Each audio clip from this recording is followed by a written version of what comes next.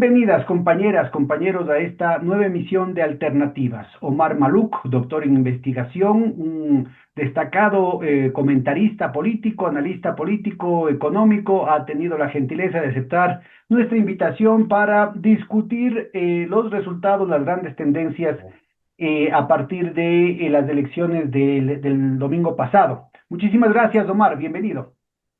Muchas gracias, Pedro. Un placer estar aquí contigo. Bueno, empecemos por lo obvio. A ver, ahora las voces críticas que normalmente suelen vertirse, sobre todo desde la academia, han tenido que callarse un poco porque como que le atinaste ahora, ¿no? O sea, no solamente ahora, Pedro, yo le vengo A ver. atinando hace mucho tiempo. Fíjate tú que en la elección de presidente de la República de Daniel Noboa, en la segunda vuelta, yo le di 50,8% y sacó 51,7% y fui el más acertado de todos. Mm. Apenas 0,8% de error. Y te puedo decir muchas otras, como el caso de la alcaldía de Manta, del amigo que falleció, que lo mataron, este, que le di 59 y sacó 60%. El alcalde de Naranjal, que le di 29 y sacó 30%. El alcalde de Puerto Viejo, que le di 28 y sacó 28%. El alcalde Aquiles Álvarez, que le di 38 y sacó 40%. La prefecta de Guaya, que le di 37 y sacó 39%.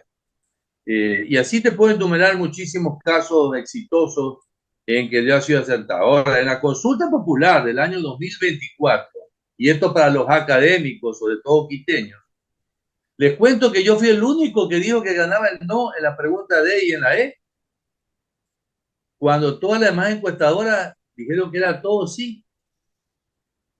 Entonces ahí ya les mostré la puntita, como se dice, del iceberg, ¿no? Ahora pues ya les mostré el iceberg completo, porque salieron estas cuatro encuestadoras, eh, no sé cómo llamarlas, truchas, le llamaría yo, que de alguna manera eh, se venden al mejor postor y tú tienes ahí el resultado, todas las cuatro le dieron más del 60% al sí en la consulta popular. ¿Cómo se puede equivocar por 20%? Yo me he equivocado por 3%, por 4%. El uno sube el error, el otro baja el error, entonces el error se duplica ya. Hablemos del 5%. Si el error es 3%, el uno sube 3, el otro baja 3 y la brecha se hace de 6%. Pero no me van a decir que se equivoca con 20%. Yo le he dado 59% a la consulta y sacó 60. 59 puntos y tanto le doy yo y sacó 61%. Entonces, mi error es menor que el error de estimación de la muestra, que es 2%. Entonces yo digo, ¿qué pasa con estos señores? ¿Hay algo raro en su metodología o es una mala intención? Ahora, metodológicamente tienes una ventaja, aparte del número, por el hecho de hacerlo a través del Internet, el hecho de que las tuyas son dinámicas, ¿no? Y entonces pueden reflejar o pueden capturar de mejor manera la tendencia, asumiendo que no hay mala intención en ninguno. Entonces, lo que tendrías es un efecto de última hora. ¿Cómo responderías a este comentario? No hubo efecto última hora, A ver, porque cuéntame. mi encuesta es el 17 de octubre, Pedro. Mm. Entonces que no me venga con efecto de última hora. Ahí sí les desarma todo. Salvo que ellos digan que sí subió y luego a 60% y luego cayó al 40%. Se hizo una curva así, que tú sabes que eso es imposible que se dé. Ahora, Entonces no hubo efecto de última hora. ¿cómo explicarías la diferencia con la votación de la segunda vuelta? Es decir, algunos sostuvimos que hubo fraude en la segunda vuelta. Hay una serie de argumentos estadísticos y matemáticos que prácticamente marcan la imposibilidad estadística de que pueda tenerse esos resultados a partir de los resultados de la primera vuelta y a partir de los resultados de más de 19 tomas muestrales, ¿no? Tanto del correísmo como del anticorreísmo. La gran mayoría eran anticorreístas. ¿Vos cómo interpretarías los resultados? A ver, yo pienso que en la segunda vuelta hubo fraude. Yo le di empate técnico a los dos.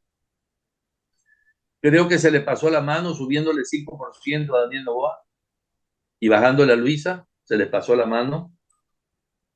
Pero esto demuestra el resultado de ahora. Estas mismas encuestadoras que le daban el 58 o el 57% a Daniel Noboa, ahora le volvieron a dar casi el mismo valor al sí. Y es que se confunden tanto que fíjate que no es lo mismo votar por la intención de voto de una persona que votar por una consulta popular. Son dos cosas totalmente diferentes. Eh, Pienso que hay mala fe. Yo le di el empate técnico y si a mí me quieren decir que me equivoqué con 5%, bueno, me equivoqué con 5%, pero no con 20%. Aquí los académicos a los que deben darle palo son a esos que se equivocan con 20%. Entonces, los académicos, claro, cuando yo tiene un académico al frente, como el caso mío, hay que darle palo porque es académico. Pero estos ignorantones, porque son ignorantones, yo realmente con el debido respeto de los dueños de estas encuestadoras, ninguno de ellos tiene la formación científica necesaria para hacer este tipo de niveles de encuestas y aproximarse bien a los resultados. Ninguno de ellos. Quizás tengan buenos técnicos abajo, que yo no los conozco, pero yo sí me he dedicado científicamente a fondo a esto. A mí cada encuesta me cuesta mi dinero. A mí no me lo ha financiado nadie. Nadie. Yo no he recibido dinero de nadie para financiar mis encuestas. Y me cuesta de lo mío. Es un hobby. Ya, es un hobby. O sea, es como una persona que va al casino todos los meses y se pierde 1.500 o 2.000 dólares. Ya, yo me los gasto. Pero yo tengo una ventaja metodológica importantísima y tú me vas a entender muy bien. Tengo 7 ponderadores. 7 ponderadores de ajuste. Aparte de género, clase social, edad, y provincia y cantón. Aparte de esos ponderadores, yo garantizo que la muestra sea representativa del universo comparando con variables de control, como por ejemplo, por quién votó en la consulta popular en el año 2024 por el contrato por hora. Y a mí me salió exacto, en esta encuesta, exacto el porcentaje que sacó el no en el trabajo por hora en el 2024. Vamos a regresar sobre este punto, Omar, que me parece que es, a pesar, a más del tema metodológico, yo creo que podría dar lugar a una serie de interpretaciones del rato que desglosamos de esas tendencias con respecto a esa otra consulta, porque hay temas cualitativos muy importantes. Pero yo quisiera un poco conversar sobre el tema del fraude. Si es que aceptamos la hipótesis del fraude, que insisto, yo la vengo denunciando, yo vengo sosteniendo eso en términos estadísticos. Hay profesores de la Escuela Politécnica Nacional, doctores en matemáticas, además, por la Unión Soviética, ¿sí? De la vieja escuela, que no hay a dónde ir, de los mejores matemáticos del mundo. ¿Por qué no pudieron hacer el fraude en esta ocasión?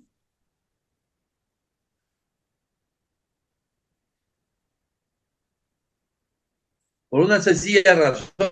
Es muy fácil cuando son dos opciones sumarle al uno y quitarle al otro. Pero cuando son 4, ¿cómo hace para quitarle al uno y sumarle al otro? No, no, no, no, no funciona tan fácil el fraude en esta ocasión. Bueno, Es difícil. pero dentro de cada una de las cuatro era sí o no también, ¿no?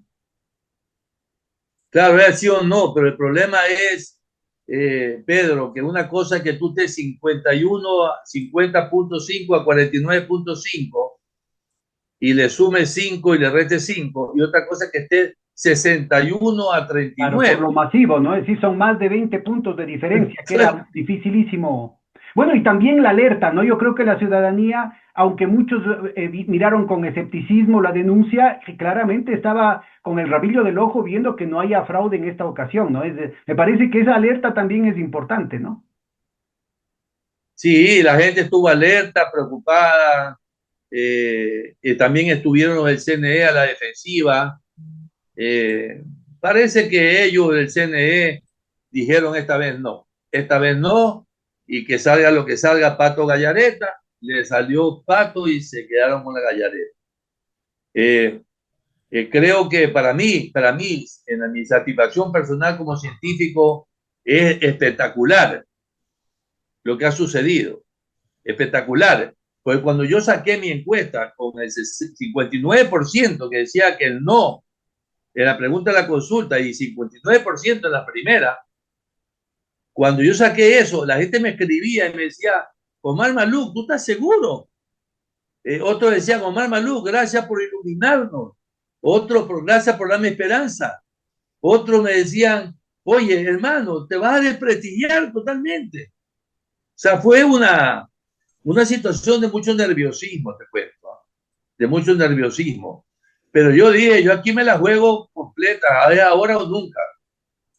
Claro, porque en última instancia, si no te salía, si tenían razón las otras encuestadoras, quedaba sepultado como encuestador, ¿no? No te escucho bien. Que quedabas, que si es que no hubiera dado, no se hubieran dado resultados tan espectaculares, hubieras quedado sepultado como encuestador, ¿verdad? Claro, yo he tenido que retirarme. Yo he tenido que retirarme porque yo realmente, si yo le pegué a la consulta del 2024 y yo dije con la misma metodología y con preguntas de control que tengo ahora, que no las tenía en esa época, si yo no le pego ahora, entonces ya algo está pasando con mi metodología. Bueno, felizmente la ciencia se impuso, la metodología mía se impuso, fui muy detalloso en hacer todas las ponderadores posibles para poder purificar el universo, de tal manera que mi muestra sea lo más representativa del universo. Y lo logré, lo logré. Y has Y hecho, por estoy si muy acaso, contento. disculpa una pregunta, pidiendo la venia de nuestra audiencia.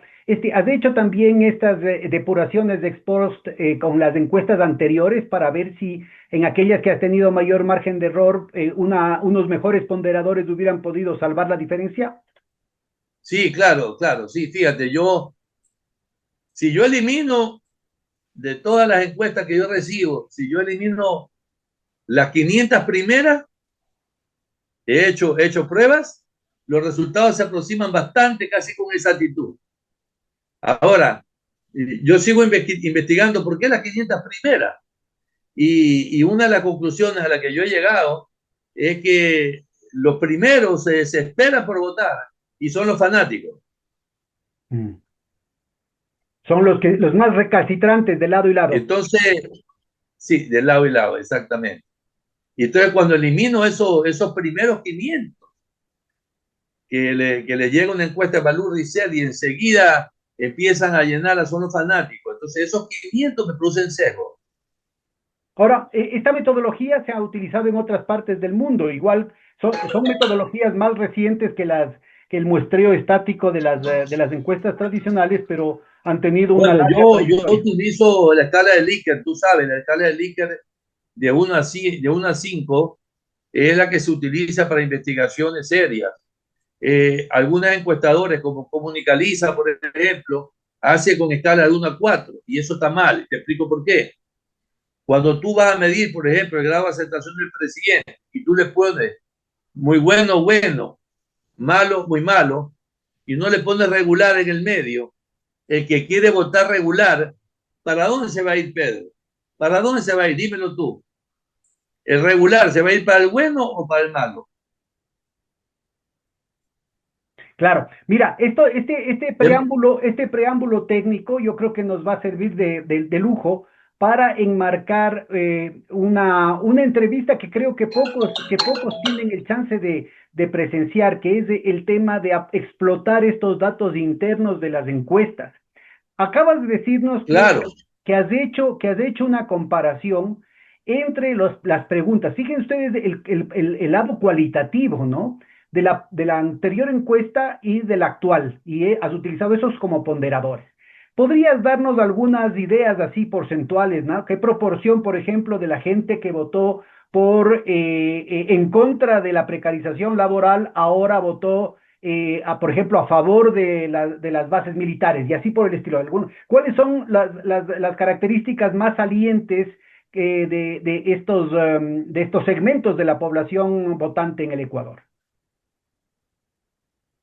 bueno, en general, la clase media votó no, la clase media en su gran mayoría votó no, clase muy pensante, muy racional, por las cuatro preguntas.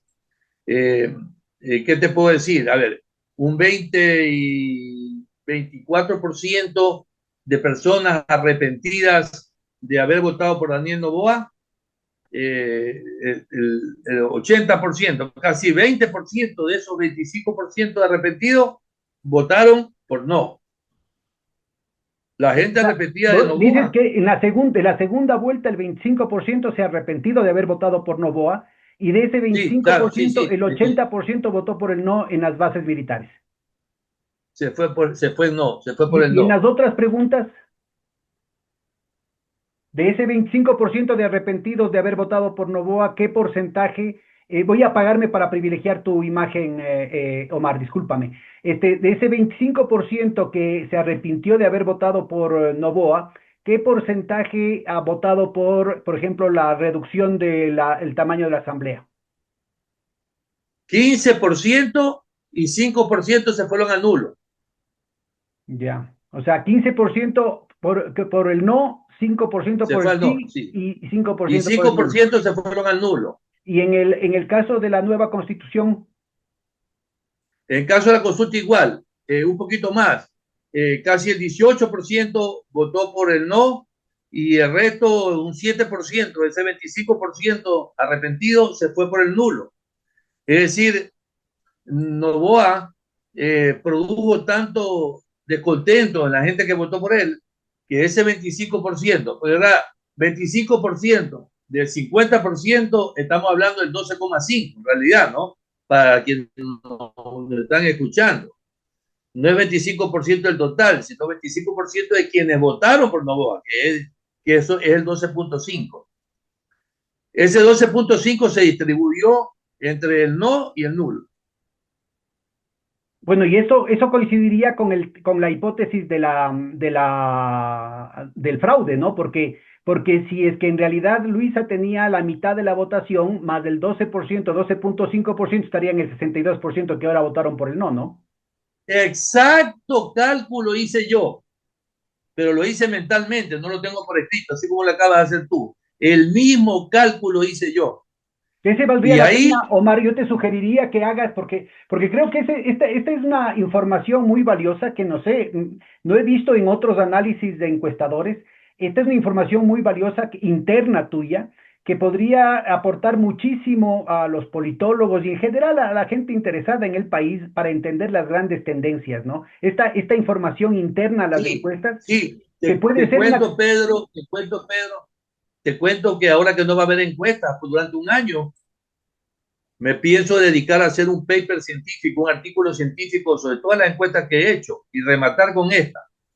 Ya, me parece muy Eh, bien. Mira, y de esto de aquí, además, yo te sugeriría que trates ¿cómo te digo?, de cruzar con los datos oficiales, digamos, como para tener algunos puntos de referencia, sobre todo a nivel provincial. ¿Cuáles son tus principales conclusiones a nivel provincial? ¿Cuáles son estos elementos, estas dinámicas más sobresalientes que vos puedes encontrar a nivel de las distintas regiones del país?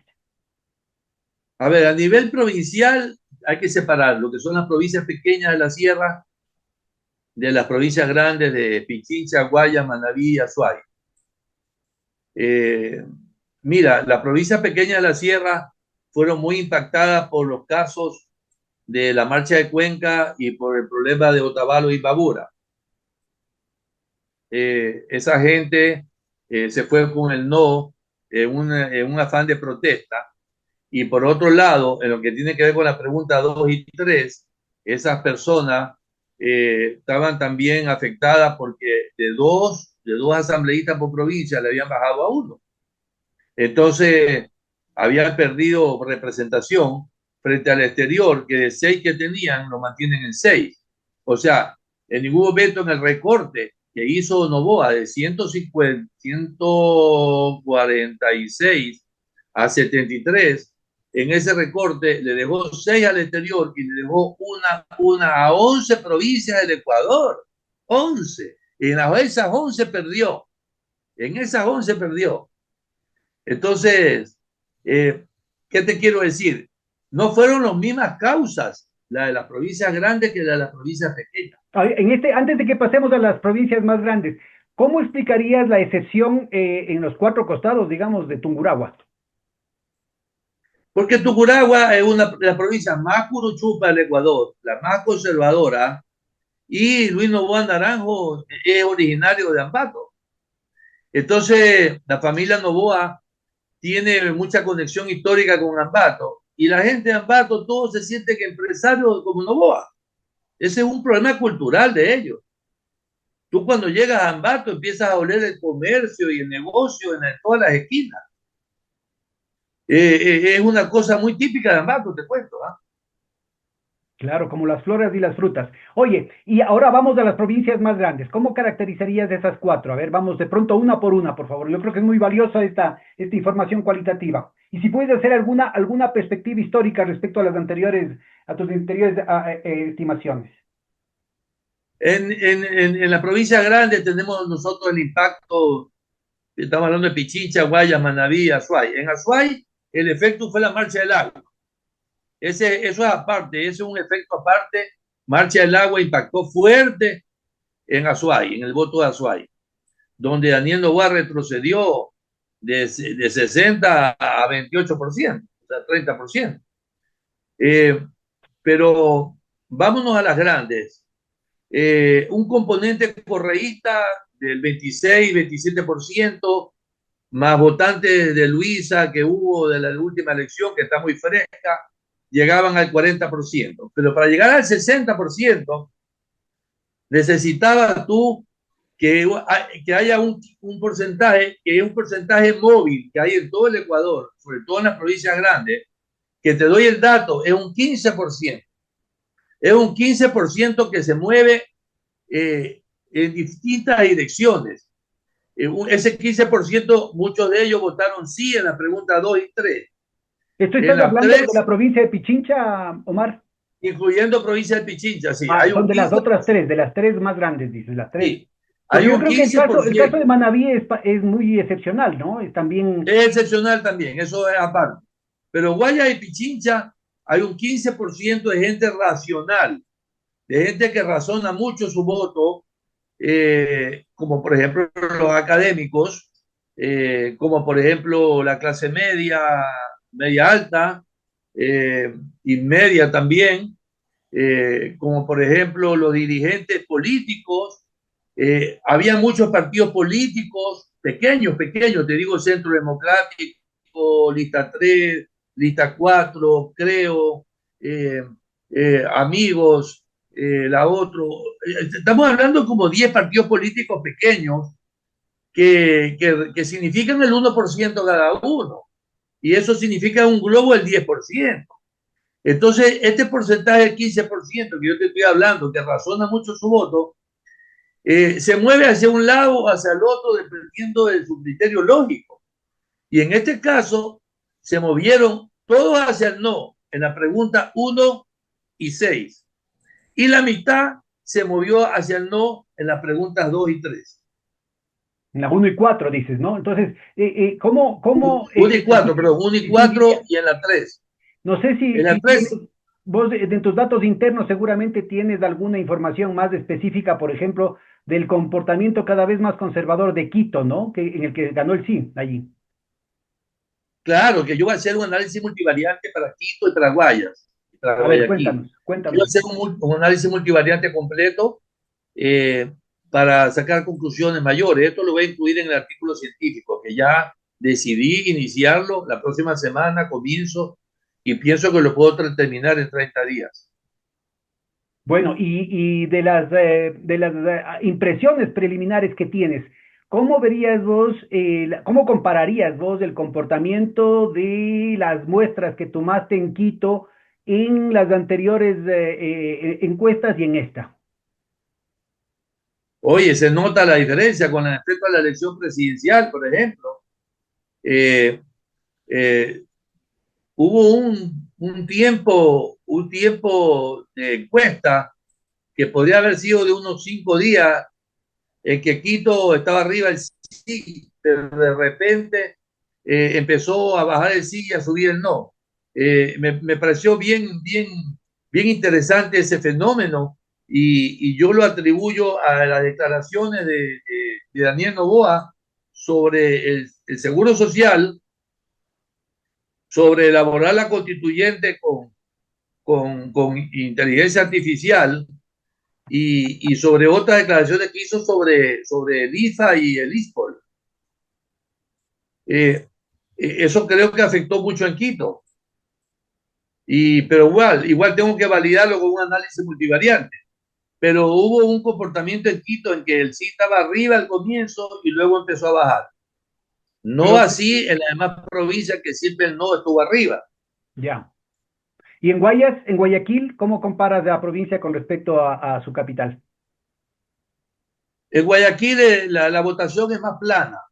O sea, en Guayaquil pues también está influenciado por el liderazgo del alcalde, la lucha, la lucha del presidente contra el alcalde Aquiles Álvarez, los partidos políticos minoritarios, que la mayoría son costeños, hay varios partidos minoritarios costeños, que de la boca para afuera los dirigentes decían, voten sí, como el caso de Jaime Nebot, pero nadie le hizo caso. O sea, nadie se alineó con la posición de Nebot. Y como que los social cristianos tienen un olfato, ¿no? Que cuando Nebot dice algo y ellos ya tienen el tufo de que es lo contrario. una, especie, una especie de proceso de evolución A ver, científica. antes de entrar al detalle de lo de Nebot, que me parece muy interesante, porque vos los conoces muy de cerca, cuéntanos un poquito, ¿cómo crees vos, digamos, cosechando de las distintas encuestas que has hecho, cómo crees vos que ha evolucionado la percepción, en general, la posición política de los guayaquileños a medida que ha ido escalando el conflicto entre el alcalde y el presidente? A favor del alcalde, ha evolucionado. Y yo pienso que de alguna manera en Guayaquil se está despolarizando este tema de ADN RC5, como que el alcalde ya es otro punto más del triángulo, digámoslo así, como que ya estamos en una situación de tripolar. Eso se nota también en Revolución Ciudadana, cuando tú ves que Marcela Guiñaga ya critica mucho, como que está dando el paso hacia afuera, y Aquiles también como que quiere dar un paso hacia afuera, pero en todo caso la polarización ha disminuido en Guayaquil y también ha disminuido en Quito. Bueno, A ver, cuéntanos, ¿cómo es en Quito? ¿Por qué dices que ha disminuido la polarización en Quito? porque la polarización ha disminuido en las zonas rurales de Quito. Se mantiene digamos, se mantiene en las parroquias más importantes de Quito la polarización, pero ya en las zonas rurales ya se siente que hay un pensamiento un poco diferente. Yo cuando haga mi análisis multivariante voy a categorizar en variables categóricas rural y urbana, que la tengo clasificada. Tengo un 80% de la encuesta, que son 5.000 encuestados. Tengo 4.000 que son urbanos, pero tengo 1.000 que son rurales. Y Bueno, eso es aquí de suficiente para un antemano quedas análisis multivariante. comprometido, Omar, para darnos la primicia, pues aquí nos podemos poner a discutir hora y media o si necesitas más tiempo con todos los detalles técnicos.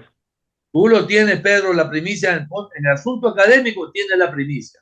Bueno, muchas En los gracias. A demás ver, asuntos no, pero en el académico tú eres el número uno que tiene la primicia mía. muy gentil. A ver, entonces sigamos, porque yo creo que es muy interesante seguirle exprimiendo un poquito esta información interna de las encuestas. Vamos en cambio a la provincia de Manabí. A mí me parece que allí en cambio la polarización ha aumentado, pero en este caso a favor del correísmo, ¿no? No es que ha subido el correísmo. El correísmo incluso en los últimos meses ha venido bajando de un voto duro del 28 a un voto duro del 24%. ¿A qué crees que Ha se deba caído 4%. este desinflado del correísmo en Manabí? Es que el correísmo ha caído. Lo que pasa es que los arrepentidos del Lazo y de Novoa ya no saben para dónde coger.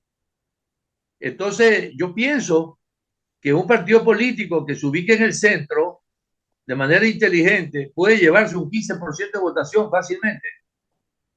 Ya, ahora en todo caso me parece que es muy notorio el que en la zona donde estaba la base de Manta, pues la base militar de los Estados Unidos, en la que supuestamente debería ser la evidencia concreta de que los gringos ayudaron a combatir el narcotráfico, de que era un beneficio, que era la seguridad, entonces la gente se volcó a votar por el no, ¿no?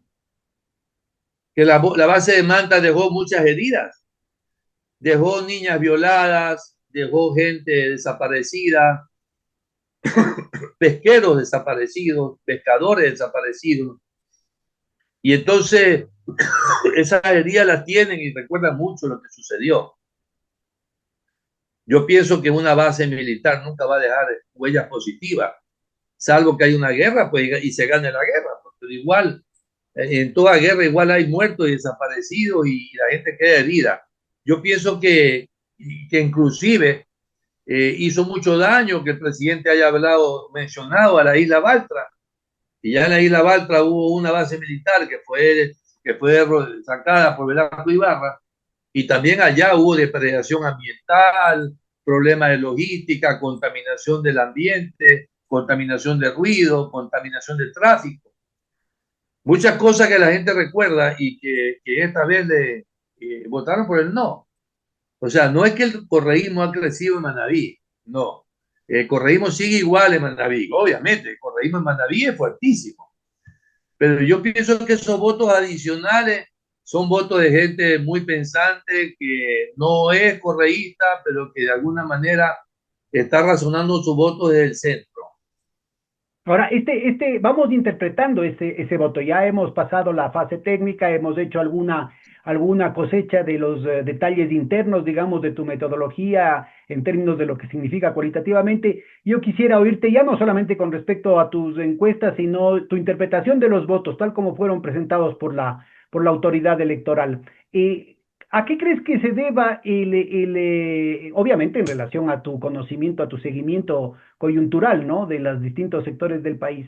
¿Cómo interpretarías vos el voto de la gente? Yo creo que la gente, a ver, este 15%, a ver, los votos de ADN y los votos de Revolución Ciudadana, yo no los puedo analizar, porque son votos fanáticos.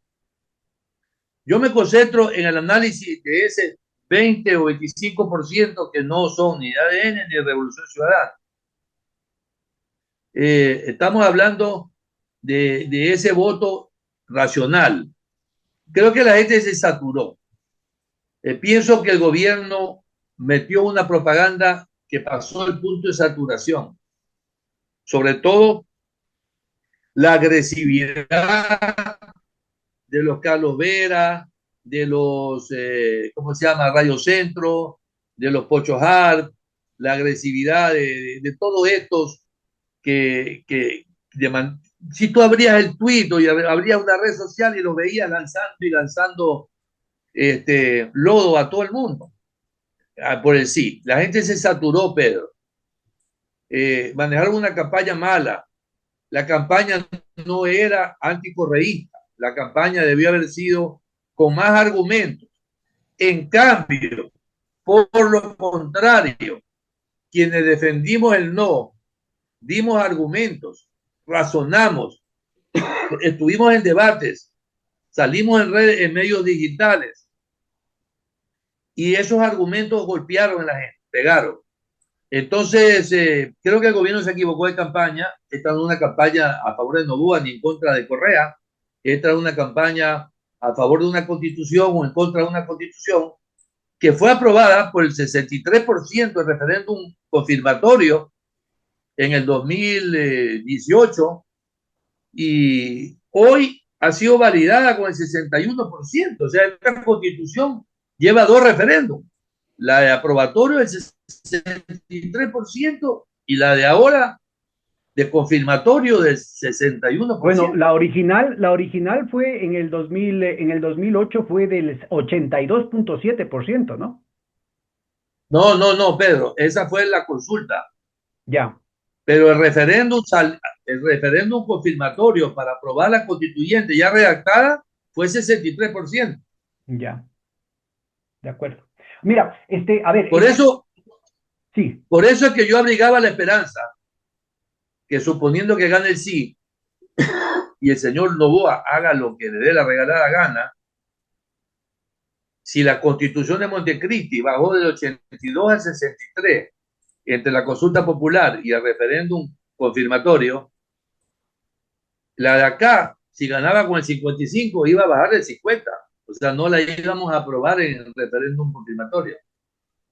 ya. A ver, mira, mencionaste el tema de de Nebot, ¿no? ¿Cómo ubicarías vos la crisis de representatividad que tiene la derecha? Como que se le está presentando, se le estaba presentando como única opción el referente emergente de Noboa y su ADN como, digamos, faro único de toda la derecha y parecería que estos resultados vuelven a abrir un espacio para, no sé si para para el Partido Social Cristiano como tal, que está en una crisis en plena ruina, pero sí para un nebotismo. ¿Cómo verías vos esta situación, un resucitamiento de Nebot?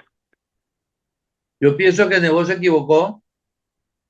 Yo le puse un tweet diciéndole qué pena, Jaime, debiste haber visto mi encuesta para poder tomar una decisión, te subiste en el carro perdedor. Así se lo puse, como te lo estoy diciendo. Yo creo que Nebo tuvo la gran oportunidad de apoyar el no y subirse en carro ganador. Y desde ahí despegar de nuevo y coger vuelo para su partido. Pero se quedó como esos perritos cuando pelea un dogo con un pitbull y el otro perrito que está al lado y está mirando la pelea no sabe qué hacer, no sabe para dónde coger, si para la derecha, si para la izquierda, si para arriba, si para abajo. Yo pienso que Jaime se quedó en el limbo y apoyando el sí fue peor. En estos momentos todo se va, aquí viene una campaña fuerte en el 2026 orientada a las elecciones seccionales del 2027, en que se van a disputar las alcaldías y las prefecturas entre Revolución Ciudadana y ADN. Bueno, son El décadas de partido, control territorial por parte de las redes clientelares social cristianas. ¿Vos crees que eso podrían constituir lo suficiente, digamos, punto de partida para una reconstitución también de del Partido Social Cristiano? ya el Partido Social Cristiano se quedó sin líderes. Jaime tiene 80 años y el Partido Social Cristiano perdió a todos sus íconos.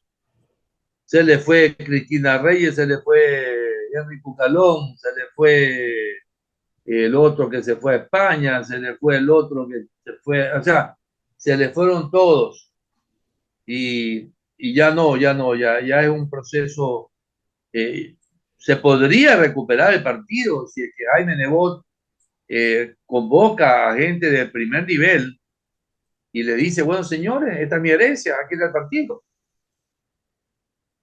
no queda otra. Bueno, de los viejos políticos, el otro sería Hurtado. ¿Cómo verías vos, ahora que ha regresado Maguad, parece ser que lo mandan financiadito para que venga a meter cizaña, ¿no? Maguire le quitó el 3% así. Oye, ¿y eso es solo chiste o tienes alguna referencia así? No, no, es de broma. Ah, sí. Bueno, mira, hay que ser verdaderamente descarado, ¿no? Por después de todo lo que ha hecho él. Bueno, los gringos son lo suficientemente descarados para nombrarle profesor en la Kennedy School of Government, ¿no? Pero en Harvard. Pero que regrese acá ya me parece un verdadero cinismo. ¿Cómo verías vos la reconstitución de los sectores que han sido convocados, digamos, históricamente por los demócratas cristianos? O que básicamente no se sienten cómodos en el Partido Social Cristiano y no están ahí flotando sin poder articularse dentro de ADN ahora, ¿no? No solamente el Partido Social Cristiano, Pedro, yo fundé Creo, yo me retiré de Creo cuando tuve una gran discrepancia ideológica con Guillermo Lazo, que nunca cumplió los principios del partido. Te digo una cosa, no solamente Social Cristiano, en varios partidos, Izquierda Democrática, Social Cristiano, Creo, otro que está allá en Quito, ¿cómo se llama? Suma. Eh, sí, hay una serie de partidos, Centro Democrático, una serie de partidos que deberían unirse a hacer una sola alianza. De los Y 16 candidatos que estuvieron en las últimas elecciones, yo creo que 13, 15 son de la derecha. Bueno, 13 son de la derecha, ¿no? Derecha, derecha. ese es ese es el problema, que la gente ya, con el fracaso del modelo neoliberal de Noboa, que ya se puede decir que es un fracaso, la consulta lo validó así, porque sucede que Daniel Noboa le había vendido a los ecuatorianos y a los extranjeros la idea de que él tenía una popularidad como la de Bukele, que en América Latina estaba entre los tres más populares, que en el Ecuador pasaba el 50%. Todo esto hecho por Sedato, ¿no? Y por esas encuestadoras que él tiene la costumbre de comprar. Pero, a ver, ¿qué te digo? Eh, ya el tipo, ya la gente está diciendo la derecha ha fracasado. Ahorita ya. Entonces, ¿qué pasa? Que toda esa gente se va a mover al medio. Y por otro lado, también hay gente que está cansada de Revolución Ciudadana y que también se va a mover al medio. En el momento que aparezca un partido grande que aglomere, que agrupe a todos estos minúsculos partidos, que ya Nebot, Lazo, la Vilma Salgado, todos estos que ya son momias de la política, que de alguna manera sean generosos y digan, bueno, vamos a hacer aquí una alianza del centro, ¿no? Para poder sacar el país adelante. No, no tercera vía, porque no va a haber tercera vía. Lo que debe ser es un nuevo enunciado, una especie de CUSIN, una especie de convenio nacional del centro, de gente que pueda venir del centro de izquierda como de la centro derecha, porque sí se puede gobernar desde el centro.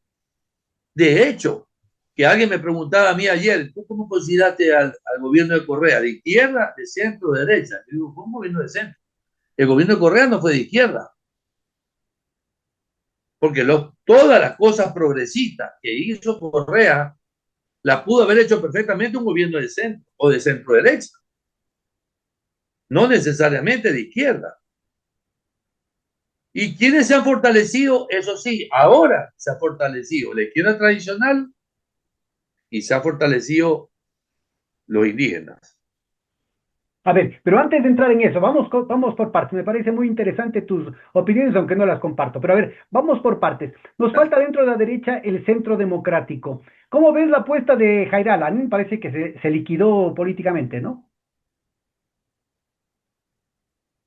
No, allá por sus instalaciones, por sus alineaciones, pero tiene gente que lo sigue. O sea, no necesariamente un político tiene que ser candidato para ser político. Por ejemplo, yo prefiero ser político que opina que un político candidato. Mira, me metí de candidato a la asamblea por reto y no tuve apoyo de nadie. Prácticamente lo único que logré financiar fueron mis camisetas.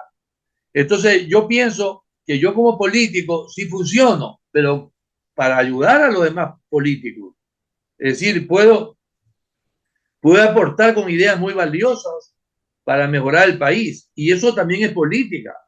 Yo creo que Jairala y Lazo y Nebot están en esa misma etapa, en aportar con ideas para mejorar la política del país.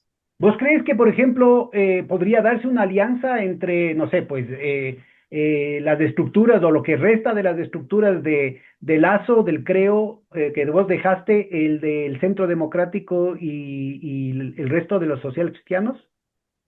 ¿De acuerdo? Claro que sí. Yo creo que sí.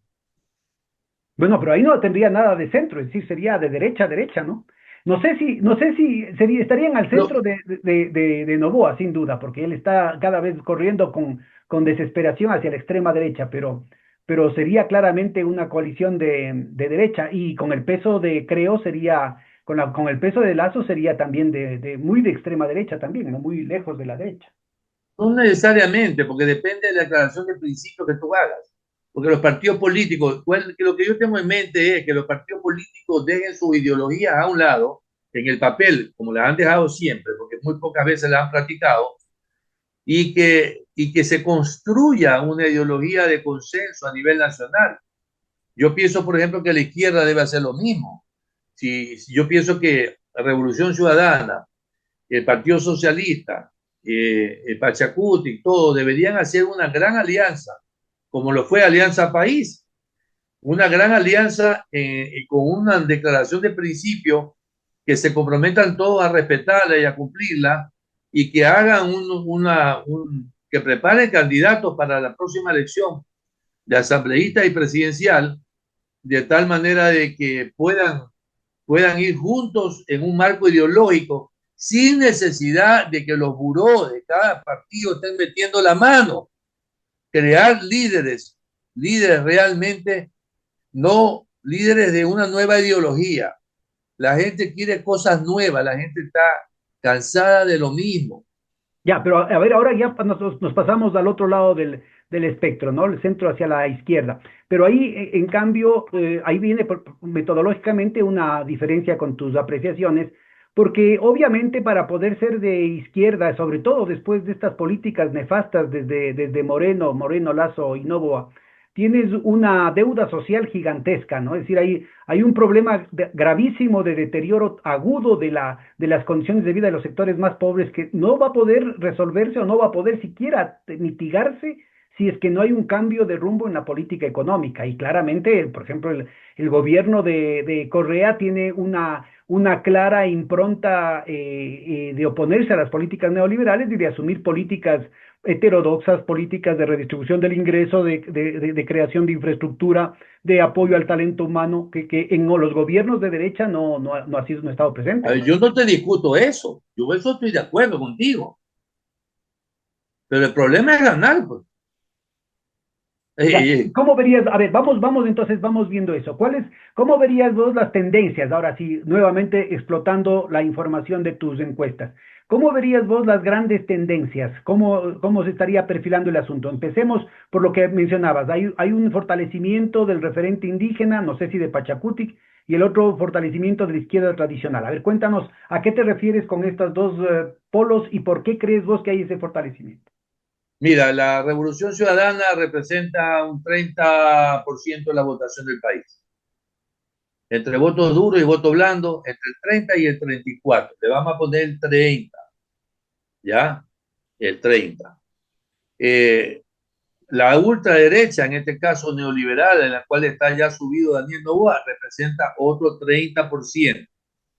Nos queda el 40%.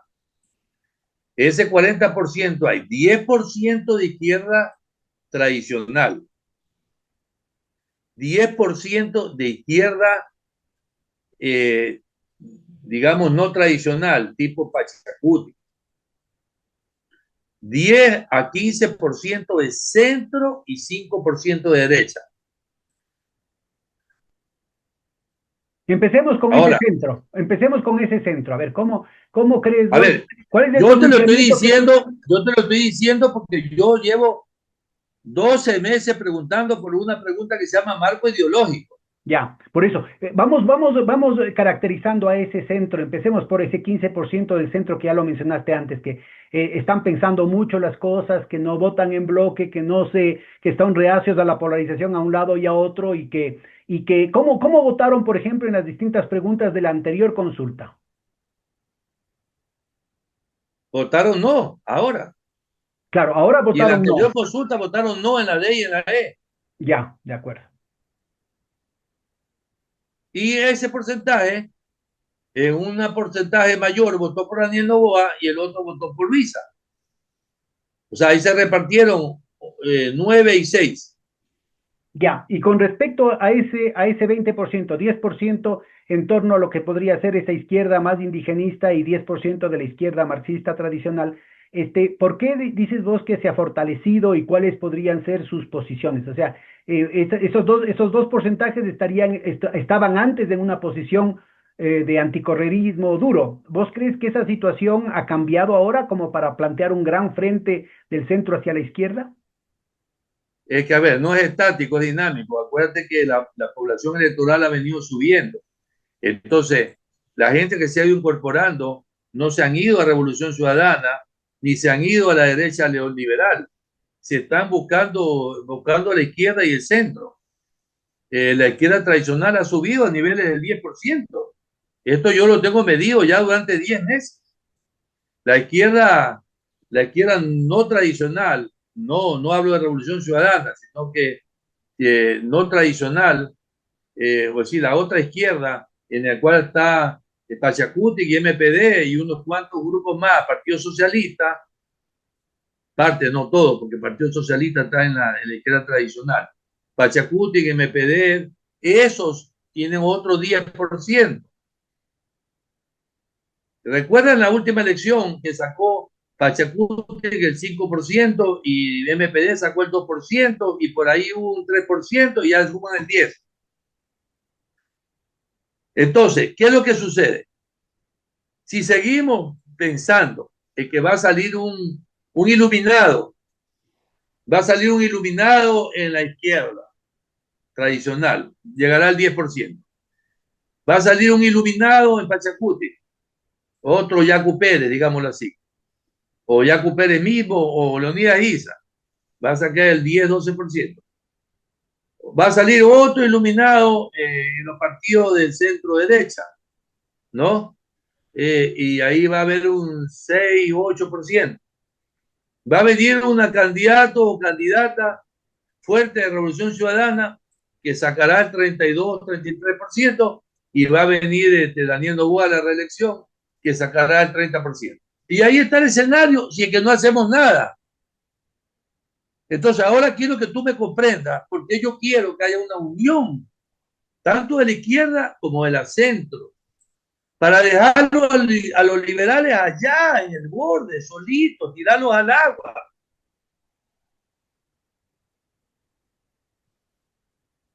Ahora, tú mencionabas que dentro de esta izquierda, ya hablamos del centro, hablamos del correísmo y hablemos ahora del correísmo. Después retornamos al tema de la izquierda tradicional y la izquierda, la otra izquierda. Hablemos del correísmo. ¿Cómo percibes vos la evolución del electorado del correísmo a lo largo de todo este periodo en que ha estado haciendo encuestas, confrontado con los resultados, salvando el tema del fraude? El correísmo tenía un voto duro del 28% y un voto blando del 6%, sacaba el 34% en la primera vuelta. Y en la segunda vuelta llegaban al 45, 44, porque sumaban un 10% más. Ahora tienen voto duro el 24 y tienen gente anexa, medio progresista, simpatizante de correísmo, como por ejemplo mi caso, ¿no? Yo no soy de Revolución Ciudadana, pero yo votaría por ellos, o sea, voto blando. Estamos hablando de 24 más 6 sería 30%. En la próxima elección el correísmo sacaría 30%. ¿Dónde crees vos regionalmente, dónde crees vos que se ha fortalecido el correísmo? ¿Dónde crees que se ha debilitado? ¿Dónde se ha debilitado más y por qué? Mira, yo te digo una cosa, el correísmo no se ha debilitado ni en Guayas, ni en Manabí, ni en Los Ríos, ni en la península de Santa Elena. Quizás se ha debilitado un poco en provincia de la Sierra y en Pichincha. En Pichincha se ha debilitado, no en la parte rural, sino en las parroquias centrales, ¿no? Eh, yo tengo un detalle por parroquia, si algún día te interesa te lo puedo dar. Sí, gracias. Eh, pero de alguna manera, porque sus alcaldes y sus prefectos están haciendo más una campaña de gobernanza individualista que partidista. Y esto lo acabamos de ver en lo que dijo Luisa González, que discúlpame, pero tiene mucha razón cuando ella dice de que los alcaldes, no solamente aquí, Pavel y todos los demás alcaldes y prefectos, como la prefecta Guiñaga, más han pensado en su figura política individual que en un trabajo de equipo con el partido político. Y eso creo que todos estamos de acuerdo, ¿no? Eh, y todos estamos de acuerdo con eso. Incluso el señor Correa que dice que fue una declaración inoportuna. Bueno, me parece que la palabra correcta es esa, inoportuna, porque inoportuno es ahora, pero será oportuno después. Eso es lo que yo le podría comentar a Rafael, ¿no? Oportuno será en algún momento. Inoportuno no significa que está en contra, sino que no es el momento de decirla. Eso significa inoportuno. ¿Qué te puedo decir? Si seguimos como estamos, Pedro, vamos a tener los dos polos en la próxima elección. Es Revolución Ciudadana y ADN. Y se Va a van a continuar repartir el la Congreso. polarización. Claro. Entonces, si los que están en el medio no se agrupan, que se atengan a las consecuencias. Ahora, Dejen cuéntanos, que gobiernen los otros. mencionabas vos que el tema es dinámico y ahí tienes un tema de las cohortes, ¿no? Es decir, el hecho de que hay una población joven que se va incorporando a la votación y que no necesariamente responden a la media de su localidad, digamos, al ánimo político medio de su colectividad, porque vienen con ideas nuevas, están mucho más influenciadas por este pensamiento individualista, libertario, mucho más distanciadas de la acción política como tal y en general de la acción colectiva.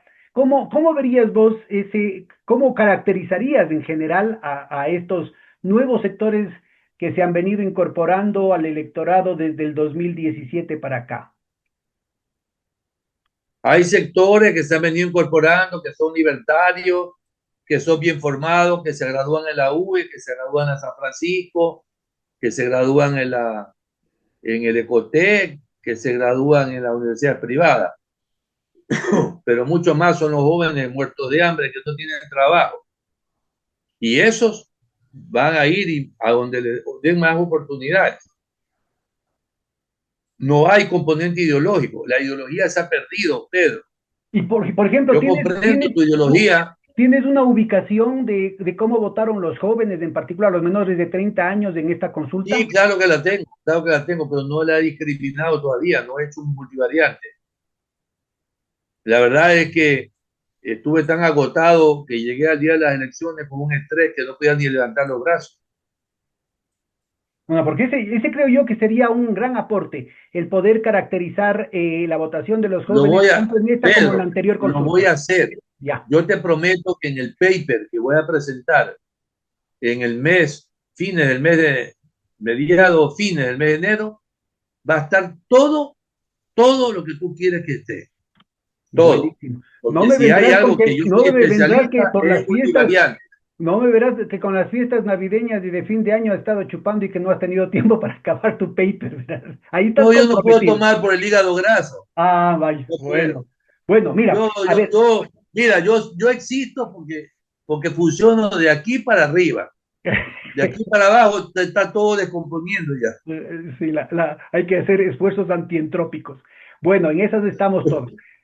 Mira, Ya. yo creo que con esta caracterización de largo plazo de las grandes tendencias políticas del país, creo que tenemos un marco muy adecuado para ubicar las respuestas de corto plazo de la oligarquía. Yo creo que es importante tratar de entender cómo puede reaccionar no solamente el presidente, el bloque, digamos, de su grupo más cercano, sino también de los sectores, sobre todo la derecha, que pueden ser cooptados, que pueden ser articulados o que eventualmente podrían entrar a extrañarse, a distanciarse, sobre todo en el momento del reparto. ¿Cómo De verías, acuerdo. cómo está, vos que conoces desde adentro esa situación y que sobre todo que has tenido un largo, ¿cómo te digo?, una larga trayectoria académica y política cercano a los centros de decisión, ¿cómo crees vos, por qué no nos haces un mapa de cómo crees vos que van a reaccionar estos distintos sectores, empezando por el propio Daniel Noboa? Ah, eso es interesante. No lo he hecho. La verdad es que eso tendría yo que hacer un focus group, porque yo solito no lo puedo hacer. Necesito otra gente que piense. Bueno, Estoy pero pensando en hacer un desayuno. a ver, una primera impresión de lo que vos conoces de Daniel Noboa y su combo. ¿Cómo crees que van a tomar las elecciones? A Yo ver, creo que va a ser berrinche. es una buena señal que haya renunciado todos esos ministros, sobre todo los prepotentes, ¿no?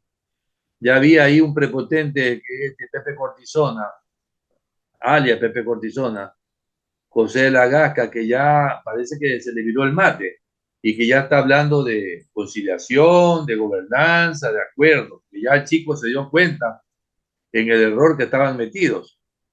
Pero sin embargo veo otros que siguen con ese nivel de prepotencia, como por ejemplo Reinberg, y ahora ponen de ministro de gobierno a un tipo violento que ha atacado fuertemente a la Revolución Ciudadana. No creo que tenga nada de conciliador ese señor.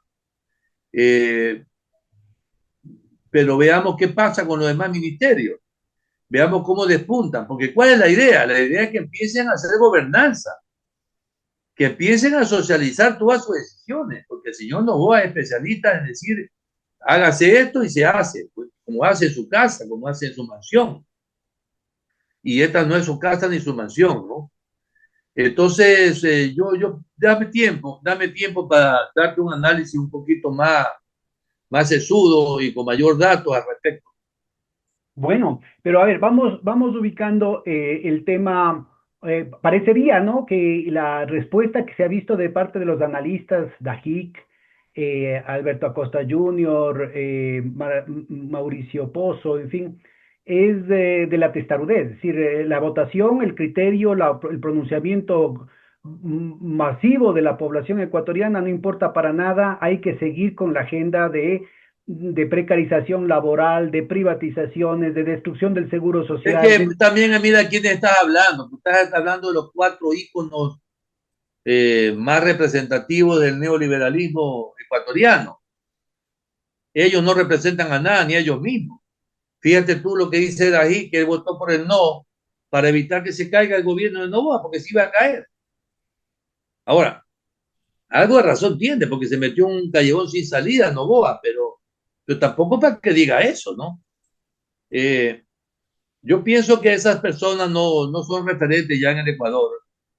Por eso te Bueno, digo, pero yo creo que representan una voluntad testaruda, autoritaria, de un sector de la oligarquía, de un sector del imperio que quieren ir a toda costa contra yo cualquier estoy de cosa. acuerdo contigo en eso, pero yo tengo la esperanza, abrigo la esperanza que Daniel Novoa busque gente sesuda, de centro, menos extremista, como lo son Pozo, Dají y compañía.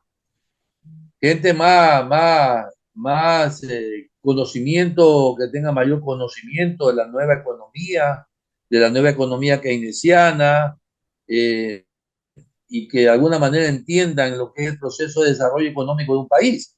Yo, yo tengo esa esperanza, Pero que verás, haga a mí me da algo la como lo que impresión, yo a mí me da la impresión, Omar, que gente de todo el país con pensamiento diferente. cuando te haces esas ilusiones estás pensando en Alvarito. De pronto, en el ánimo, en el carácter pragmático de Alvarito, esto era más factible. Pero en el Junior la cosa es berrinche, berrinche. Fíjate, lo que acabas de mencionar del gabinete, no hay ningún cambio positivo, digamos, y más bien es la testarudez de decir seguimos con lo mismo, ¿no? ¿Cómo crees vos que va a poder articular el tema político? Va a ser difícil, él tiene que buscarse unos tres asesores de primer nivel en el tema político y económico. Si fuera Alvarito, la cosa hubiera sido totalmente diferente. Claro, Pero bueno, porque el Junior es bastante tacaño, ¿no? Cuando Alvarito hacía la campaña, estaba ahí toda la plana mayor de sus empresas haciendo la campaña ahí les hablaban también con las facturas y toda esa cuestión, pero involucraba, digamos, a gente de carrera, ¿no? En cambio, el círculo de amigos del Junior, yo no sé si entre todos ellos, yo no sé si hay algún empresario que en términos honestos pueda ponerse la mano en el corazón y podría contratar a Pedro, cualquiera de no ellos tiene. como gerente. Lamentablemente, mira, Alvarito era un admirador de la gente inteligente. Alvarito era un gran admirador. tenía gente que la miraba, por ejemplo, Carlos Julio Emanuel. No voy a decir mi caso, porque mi caso también era parecido, pero mucha gente de primer nivel que Alvarito lo admiraba. Y entonces lo tenía cerca porque respetaba y confiaba en su criterio. Pero este joven no admira a nadie. Y más aún, tiene ese síndrome de contratar gente mediocre para que no lo superen a él. Creo que Maquiavelo lo dijo él. Creo, no sé si fue Maquiavelo o otro, pero algo también vi de Parkinson en la Armada inglesa, que los almirantes ingleses nunca ascendían a ningún almirante que sea mejor que ellos, porque si no lo sacaban después. Y yo creo que este chico tiene ese problema. Bueno, y es claro que todo el Y equipo del gabinete está en esas circunstancias, ¿no? Entre no todos lo ellos. vamos a poder corregir eso no lo podemos corregir porque es psicológico. Ya es un caso psicológico, ya ahí ya no podemos hacer nada. Ahora, mira, el argumento, los argumentos que estabas dando respecto a la evolución y a las fortalezas y debilidades de los distintos sectores, de las distintas representaciones de la derecha, te marcan claramente un vacío, te marcan una crisis de representación. Y a tabla de salvación iba a ser Novoa, pero parece ser que esto es un baldazo de agua fría, no solo para ADN, sino para todo ese sector de la derecha. Sí, Cómo van a sortear este problema de la gobernanza a la que hacías referencia? hermano, la verdad es que yo te digo una cosa, tenemos que tener otra reunión para poder analizar eso. Yo te propongo unos 15 días, Ya. porque ya los bichos me están reclamando que no les doy comida. Ah, Los bichos míos son como los niños pequeños que empiezan a llorar. bueno, verás, pero completemos esto unos 5 minutitos más. A ver, Ya. mira, yo te diría una cosa adicional, ¿no? Es decir, Novoa, asesorado desde Washington, tenía una prioridad en términos de ponerse muy regalón con bonos, comprar votos inclusive con el aguinaldo de uno mismo, ofrecimientos, todo tipo de cosas, daba todo, pero en términos fiscales no le alcanzan las cifras para acabar el año. Entonces, No, inmediatamente tiene que mandar sacando a 50.000 empleados públicos. Tiene que comerse todo el fondo de salud del IES para entregarlo, ¿no es cierto?, como parte de los fondos pensionales a los bancos. Tiene que concesionar, tiene que regalarse a sí mismo los campos petroleros y probablemente alguna de las eléctricas y probablemente el Banco del Pacífico. Están en plena campaña de hacer flecos del tema de la cartera del BIES, vendiéndola al sector privado, mientras el sector privado ya le vendió la cartera con problemitas al propio BIES. Es decir, el BIES se queda con el hueso y la carne se queda el sector privado. Y todas estas medidas van a significar un desenmascaramiento de ese problema fundamental que tiene el actual bloque de poder, que es la codicia. Ahora, se le chispoteó al gobierno de Moreno, que era solamente un administrador, un comisionista nomás, pero sobre todo a Lazo, que fue evidente, fue ya el rato del reparto. Todos estaban de acuerdo en lo fundamental, en que había que repartirse, pero el problema es cuánto le toca a cada uno. Entonces, el que esa actitud de ser un mal enemigo, de perdonavidas de Novoa, era en buena parte dirigida a sus propios amigos oligarcas para que no le joroben la vida como hicieron con Moreno y con Lazo el rato del reparto.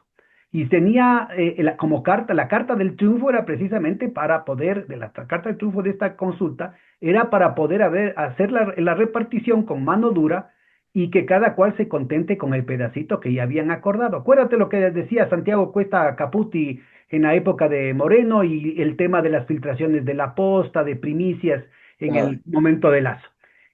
Parecería que ahora se le desmorona todo y todo va a tener que renegociar de cero. así es, Pedrito. Creo que vamos a tener que terminar porque me está esperando mi esposa en el restaurante. Bueno, entonces acabemos la reunión. Me regreso. Te Sí, agradezco muchísimo, Omar. Que pases muy bien. miles, gracias miles a ti. Chaito. Gracias miles, hermano. Y yo me comprometo contigo en ese artículo científico. Tú vas a ser el primero en revisarlo. Buenísimo. Ya nos vemos. Chaito.